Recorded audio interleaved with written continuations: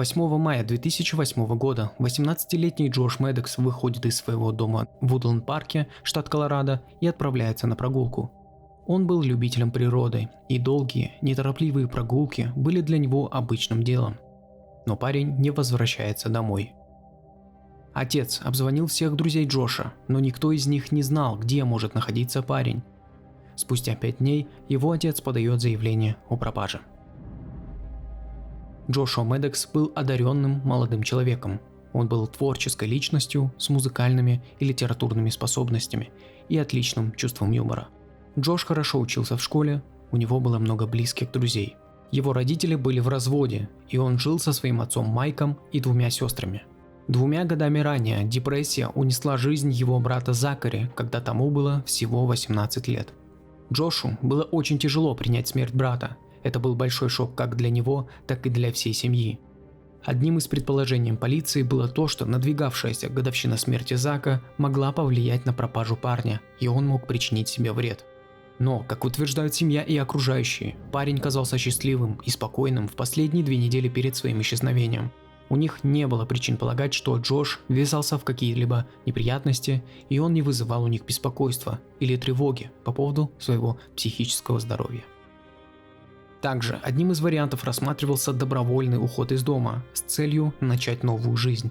Совсем недавно парню исполнилось 18 лет, и, возможно, он мог уехать, чтобы где-то начать свою жизнь с чистого листа. У полиции не было причин подозревать какую-либо преступную деятельность в отношении Джоша, поэтому он был объявлен в розыск как пропавший без вести. Поиски парня, которые длились недели и месяцы, не дали зацепок. Долгих 7 лет родственники и друзья парня не имели представления, куда мог подеваться Джош. В деле не было никаких улик и никаких зацепок. Неожиданный поворот в деле произошел, когда местный строитель по имени Чак Мёрфи производил снос своей старой хижины в 2 кварталах от семейного дома Мэддокса. 6 августа 2015 года Мёрфи начал сносить хижину для дальнейшей застройки. Хижиной не пользовались много лет, внутри было сыро, в душном помещении сильно пахло гнилью. Когда эскаватор срывал дымоход, строители обнаружили нечто ужасное, что заставило их остановить все работы. Там, в промозглой темноте, лежало мумифицированное человеческое тело, скрюченное в позе эмбриона и засунутое в дымоход ногами над головой.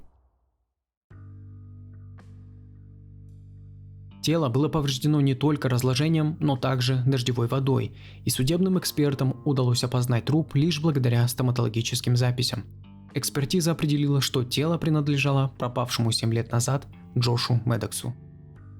В теле парня не было найдено следов алкоголя или наркотических средств, но оказалось достаточно сложно определить, что стало причиной его смерти, так как кости парня не были переломаны, а на теле не было обнаружено огнестрельных или ножевых ранений.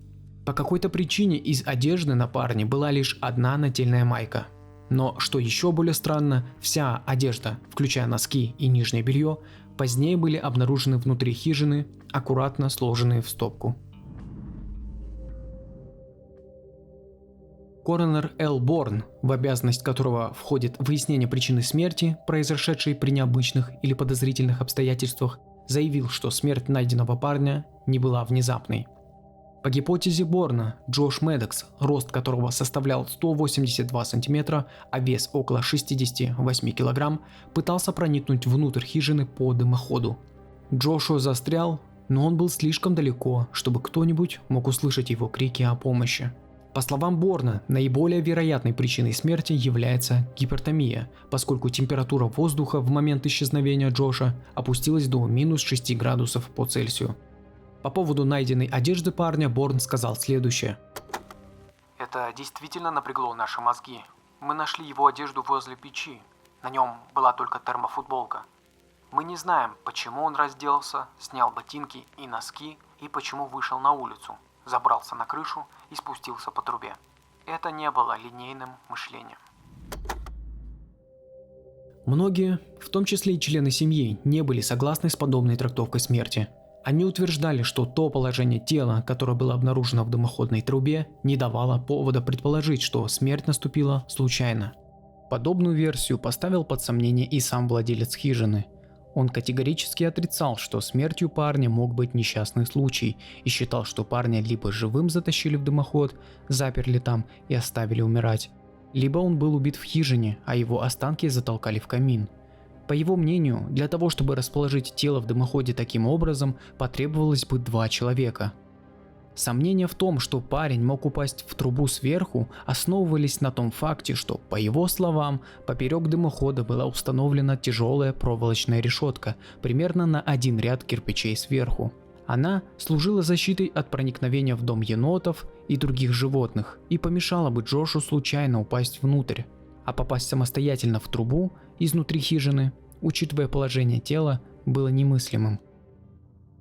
Это привело к публичной перепалке между строителем и коронером, в результате которой Борн заявил, что никто не видел металлической сетки. Ни на одной из сделанных фотографий ее не было, так что, возможно, она заржавела или сломалась, на что владелец указал, что это произошло потому, что они нашли тело Джоша только в процессе сноса дома и что решетка была вывезена на свалку вместе с другим металлоломом. Однако не только арматура вызывала сомнения, было еще несколько сведений, которые заставили Мерфи усомниться в заключении коронера. Например, тот факт, что каминное пространство печи было закрыто большим куском мебели. Позже полиция выяснила, что этот кусок дерева был когда-то частью кухонной стойки для завтрака, которую кто-то выломал и, по всей видимости, специально положил у печи, закрыв основное отверстие камина. Оставался вопрос, если кусок стойки был вырван из стены, то кто и зачем это сделал? Мерфи сказал: Смешно полагать, что подросток почти полностью разделся, забрался на крышу и соскользнул вниз в трубу, зная, что он попадет в ловушку. Уступив Мерфи, Борн вновь открыл дело через 3 дня после своего первоначального заключения. Несмотря на признание того, что обстоятельства были странными, Борн снова признал смерть несчастным случаем, настаивая на том, что Джошуа пытался спуститься по дымоходу сам. Чтобы заподозрить преступление, Борн сказал, что следователям нужно найти доказательства, например, такие как клейкая лента, веревки, которыми могли связать парня, или иные следы. Если в деле замешаны посторонние люди, у нас нет абсолютно никаких улик. Были звонки в полицию, в которых называлось имя возможного подозреваемого, который мог быть причастен в смерти Джоша. Говорят, что он был одним из тех, кого в последний раз видели вместе с Джошем. Но Борн не смог определить следы его присутствия на месте преступления. Он также сомневался, что тот парень, о котором говорилось в звонках, смог бы в одиночку расположить Джоша в дымоходе в таком положении. Позже на сайте Reddit появился пост, в котором один из бывших знакомых Джоша назвал имя того самого подозреваемого. Я учился в средней школе с худым придурковатым хиппи по имени Энди, который играл на гитаре в группе. Я никогда не был с ним хорошим другом, но через год или около того, после окончания школы, один из моих хороших друзей Джош начал проводить с ним время, а потом пропал. Насколько я слышал, Энди говорил другому другу: «Да, мы с Джошем проводим много времени вместе, мы планируем поездку в Нью-Мексико». В 2008 году в Нью-Мексико Энди Ньюман остался дома со своим другом Джейсом Уэллета, который на тот момент присматривал за инвалидом. Уэллета пошел принять душ, а когда он вышел, то обнаружил, что Энди уже не было в квартире, а инвалид был зарезан. Несколько месяцев спустя Эндрю был взят под стражу после того, как он бродил по округу Техас, стучал в двери, прося воды и еды. После обработки его отпечатков выяснилось, что он разыскивался за случившееся в Нью-Мексико, а также за кражу со взломом в Вашингтоне. Также у Ньюмана были судимости, по крайней мере, в 6 штатах. Помимо этого, Эндрю признался в убийстве женщины и заталкивании ее в бочку в Тасе, штат Нью-Мексико. Однако на тот момент полиция уже арестовала кого-то другого за убийство женщины и решила обвинить их вместо Эндрю. Друзья Джоша пытались обратить внимание полиции на личность Эндрю и возможную причастность к смерти Джоша, но их опасения были проигнорированы полицией. Свидетелями также сообщалось, что до них дошли слухи, что непосредственно перед поножовщиной в Нью-Мексико Энди якобы хвастался тем, что засадил Джоша в яму. Коронер назвал дело Джоша несчастным случаем, сказав, что подросток случайно скатился по дымоходу в стиле Санта-Клауса, а окончательной причиной смерти являлось переохлаждение. Но люди в интернете склонны не доверять его решению и поэтому предполагают свои версии произошедшего. Я озвучу вам несколько из тех, что показались мне наиболее интересными. Первое – непосредственная причастность Энди к убийству Джоша. В пользу этой версии может говорить то, что в последние дни Джош проводил время с Энди, а также слухи о том, что Энди загнал Джоша в яму. Против этой версии факты того, что на теле парня не было следов убийства или других ранений. Также непонятно, зачем нужно было раздевать парня и оставлять его одежду на виду.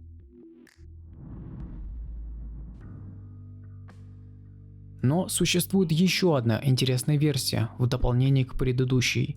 Возможно, Энди или кто-либо другой могли запереть Джоша в хижине и не дать ему выйти, и Джош, не найдя иного выхода, попытался выйти наружу через трубу. После того, как Джош застрял, его могли запереть внутри куском мебели, чтобы его тело не было найдено как можно дольше. Либо кусок мебели мог появиться там спустя какое-то время, ведь кто-то мог попасть в хижину, почувствовать неприятный запах из камина и попытаться избавиться от него.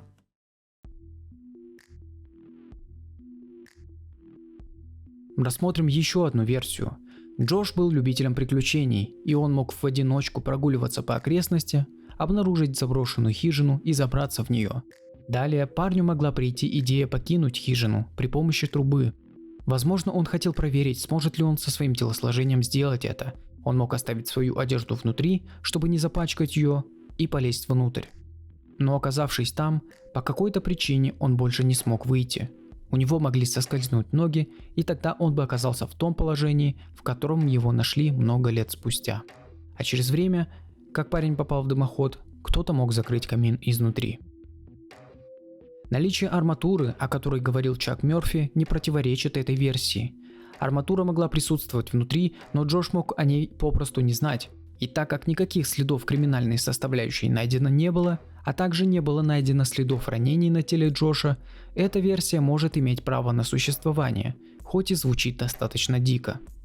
К сожалению, повторное исследование места преступления уже невозможно, так как хижина была полностью снесена после того, как полиция завершила расследование, выдвинув основную версию как смерть из-за несчастного случая. Возможно, что-то в этом деле натолкнуло вас на собственную версию. Пишите в комментариях, что вы думаете. Но вероятно, что истинная причина смерти 18-летнего Джошуа навсегда останется для нас загадкой. Будьте осторожны.